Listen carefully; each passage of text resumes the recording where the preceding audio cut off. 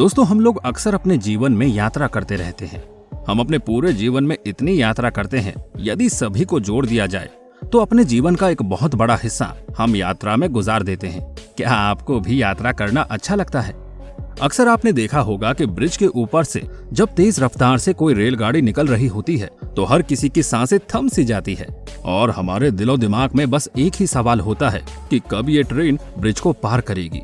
कई बार आपने अक्सर ब्रिज को गिरते हुए देखा या सुना होगा, लेकिन कभी आपने ये सोचने की कोशिश की है कि ये विशालकाय ब्रिज इतना वजन कैसे सह लेता है और कैसे टूट जाते हैं और किसी दुर्घटना का शिकार हो जाते हैं? इन सभी सवालों के जवाब जानने के लिए सबसे पहले तो आपको ये जानना होगा कि आखिर ये ब्रिज बनाए कैसे जाते हैं। क्या आपने कभी इस बात पर गौर किया कि ये पुल इतने सालों तक मजबूती से कैसे खड़े रहते हैं और इस नदी के बहाव के बीच इन पिलर को कैसे बनाया गया और पुल बनाने के लिए किन तरीकों का इस्तेमाल किया गया होगा? तो परेशान मत होइए, आज हम आपके इन्हीं सवालों की गुत्थी सुलझाएंगे। इसके लिए आप बने रहिए हमारी वीडियो के साथ। हमारी वीडियो को लाइक कर दे और अपने दोस्तों को ये वीडियो शेयर भी कर देना ताकि वो भी इन सवालों के जवाब जान सके। तो चलिए शुरू करते हैं। किसी भी चीज को बनाने के लिए सबसे पहले उसका बेस तैयार किया जाता है। पुल को बनाने में भी पहले नींव बनाई जाती है। पूरे प्रोजेक्ट के आधार पर नींव को लेकर भी पहले प्लान बना लिया जाता है।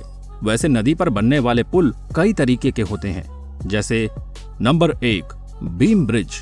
ये सबसे सरल आकृति के ब्रिज होते हैं जिससे इनके ऊपर गाटर रखकर ब्रिज बना दिए जाते हैं। ज्यादातर सड़क पर बनने वाले पुल इसी विधि द्वारा बनाए जाते हैं, या फिर जहाँ पर पानी ज्यादा गहरा नहीं होता, नदियों पर भी इसी विधि के द्वारा पुल बनाए जाते हैं। बीम ब्रिज का लोहा कंक्रीट सीमेंट को यूज करके बनाया जाता है। Number 2 suspension. इस ब्रिज को लटका हुआ ब्रिज भी कहा जाता है। ये उन स्थानों पर बनाया जाता है जहाँ पानी का बहाव बहुत तेज होता है। इस ब्रिज के खंभे काफी दूर दूर होते हैं। बीम ब्रिज से ज्यादा दूरी पर और खंभों पर तार की सहायता से ब्रिज को लटकाया जाता है। ब्रिज का सारा भार तार पर आ जाता है। तार से ऊर्जा कन्वर्ट होकर पिलर में चली जाती है और पिलर से होते हुए जमीन में। लेकिन इस ब्रिज के पिलर बहुत ही ज्यादा मजबूत होने चाहिए और ये ब्रिज देखने में भी बहुत ज्यादा आकर्षक लगते हैं। Number 3 arch bridge. ऐसा ब्रिज जिसके नीचे से गुजरने के लिए आकृति चांद के जैसी होती है। पहले के जमाने में ब्रिज को बनाने में इसी विधि का उपयोग होता था, लेकिन उसका एक नुकसान भी है। इसमें पिलर बहुत ही ज्यादा पास पास होते हैं, जिस वजह से अधिक पिलर बनाने पड़ते हैं और अधिक समय लगता है तथा खर्च भी अधिक आता है और इसकी ऊंचाई भी ज्यादा नहीं रखी जाती। Number 4 movable bridge. ऐसा ब्रिज जो एक स्थान से दूसरे स्थान पर मूव कर सकता है। इसमें पूरा ब्रिज तो मूव नहीं करता, पर ब्रिज का एक हिस्सा मूव करता है, जिससे कि इसके नीचे आने वाले जहाज आसानी से इसके नीचे से निकल जाएं और जहाज के जाने के बाद फिर वो अपनी जगह पर आ जाता है। हर जगह पर अधिक ऊंचाई का पुल बनाना संभव नहीं होता। इसका फायदा ये है, इसकी ऊंचाई भी अधिक नहीं होती और समुद्र का यातायात भी आसानी से हो जाता है। ऐसा ही ब्रिज लंदन में थेम्स नदी के ऊपर बनाया गया है। ब्रिज बनाने के लिए खास बिंदु। पिलर वाले पुल बनाने के लिए पहले पानी की गहराई, पानी के बहने की स्पीड, पानी के नीचे की मिट्टी की क्वालिटी आदि चीजों का ध्यान रखा जाता है। पुल बनाने के लिए सबसे पहले जगह डिसाइड की जाती है, फिर पानी के नीचे की मिट्टी का सैंपल इकट्ठा किया जाता है। ब्रिज हमेशा उसी जगह बनाया जाता है जहाँ की मिट्टी पुल बनाने लायक हो या फिर वहाँ का आधार मजबूत हो, जिस पर कि पिलर अधिक समय तक मजबूती से खड़ा रह सके। ब्रिज बनाने पर पड़ने वाला भार और ब्रिज बनने के बाद गाड़ियों के भार आदि पर गहरा रिसर्च किया जाता है। इस रिसर्च के बाद ही पुल बनाने का काम शुरू होता है। फिर जाकर ये डिसाइड किया जाता है कि इस पर अब किस तरह का पुल बनाया जाए। अगर पुल की लंबाई अधिक है तो सस्पेंशन पुल बनाया जाता है। हालांकि ये पुल बनाने में अधिक खर्च लगता है।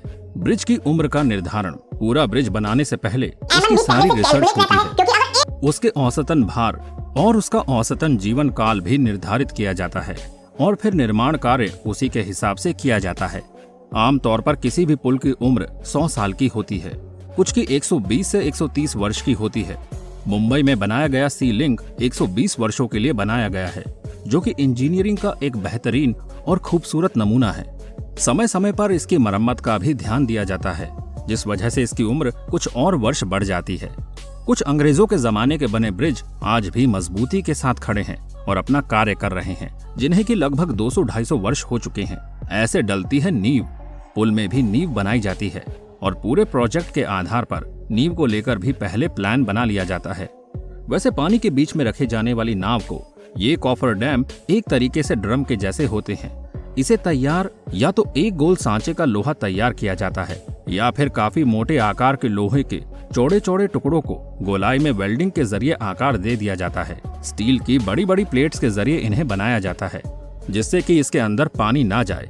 तैयार होने के बाद इन्हें क्रेन आदि के माध्यम से पानी के एकदम बीच में स्थापित किया जाता है। ये कॉफर डैम गोल या स्क्वायर हो सकता है और ये पुल बनाने नदी आदि पर निर्भर करता है। अगर सीधे शब्दों में कहें तो ये ड्रम की तरह होता है, या फिर आपने मेलों में जो मौत का कुआं देखा होगा ये उसी की तरह होता है, जो काफी मजबूत और स्टील से बनाया जाता है।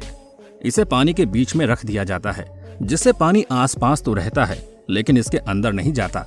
जैसे किसी ग्लास में एक स्ट्रॉ को रख दिया जाता है।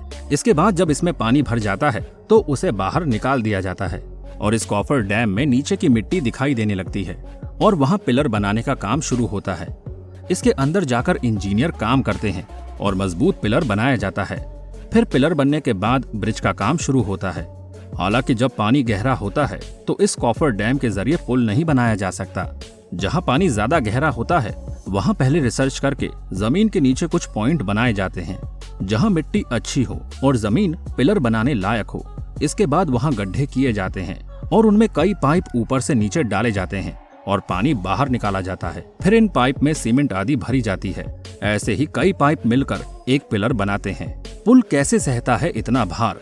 कोई भी पुल तब तक बड़ी ही मजबूती से खड़ा रहेगा जब तक उस पर पड़ने वाला सारा भार डायरेक्ट इनडायरेक्ट तरीके से उस फोन पर और फिर पुल के द्वारा जमीन में चला जाए।